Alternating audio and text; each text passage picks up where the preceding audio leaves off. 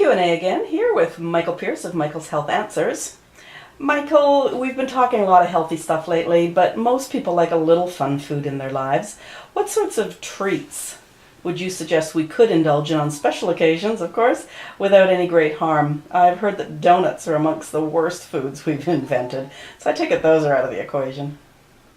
Yes and no. I believe that everything, good or bad, could be consumed in moderation. I actually have a weakness for chocolate Timbits. I don't eat them often, but when I go into Tim Hortons, I've got to get a 20-pack of Timbits, and sometimes I don't share them with anybody. Honestly, that doesn't happen very often. It used to be a daily occurrence. So things change, and we change, and we do grow up one day. As far as bad things, there's no bad food. Really, they're all good in moderation, at the right time, in the right amount.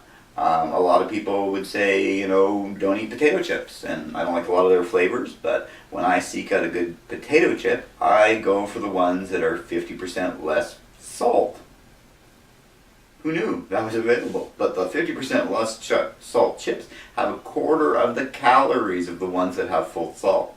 I don't know exactly why it works, but read the label.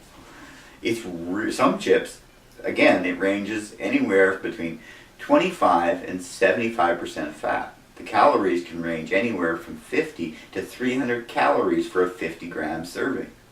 So, like your processed meat, if you choose to eat chips, flip the damn bag over, read the label, and make sure you're not poisoning yourself. I know it might sound funny, but honestly, the food producers are legislated to put labels on packages. You are doing yourself an incredible disservice. Even if it means you have to take reading glasses like me, you gotta read the label, you gotta do some comparison, you gotta look out for yourself. And don't assume just because 6 months ago or a year ago you checked the package or label that it still has the same ingredient. Just because it's made by the same company does not mean it came from the same plant, it does not mean that it had the same ingredients, it doesn't mean that that company is owned by the same company that it used to be 5 or 10 years ago. There's a very famous story that I became aware of a couple of years ago. There's a natural food company in the United States called Kashi. They're really famous for having every single ingredient in their products being natural and whole.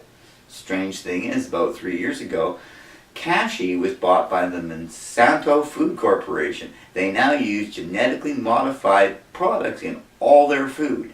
They don't disclose this on the label, and most people don't know it, but you need to be an advocate for your own health. You need to look at what you're eating, where it comes from, why it was processed, who it was processed by.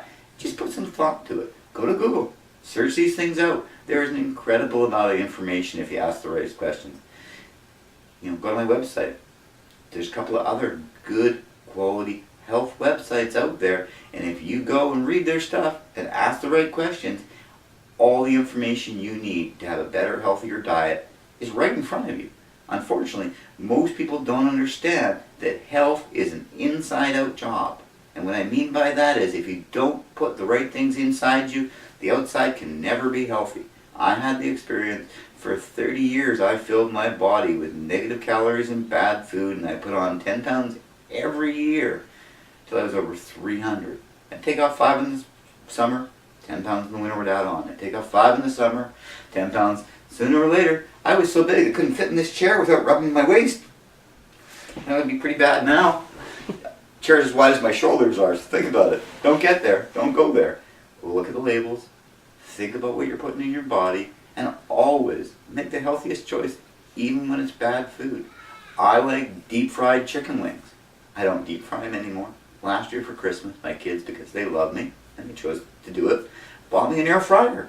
Who knew that you could have fried chicken wings with 0 added fat? I put my chicken bits in the air fryer with seasoning. I don't even add the recommended 1 tablespoon of olive oil that it says in the instructions. There's enough natural fat in the chicken. It actually cooks out, and from doing a 3-pound batch of chicken wings, I take half a cup of fat out of the bottom of the air fryer that otherwise would have ingested. And that was from the chicken without adding deep fried fat. So fried food's okay, but limit the amount of oil, keep the temperature low, don't burn it, don't destroy the oil, Use the highest grade, highest quality oil you can afford or find, because let's face it, the cheap stuff is filler and it's just going to fill you up, but it's not going to give you any nutritional value. It may detract from the nutritional value of the food you're processing in it. So use the best quality you can afford, keep it clean, keep it healthy. Thanks, Michael. I will admit that one of the reasons I don't go near Tim Hortons is because of their chocolate donuts or chocolate Timbits.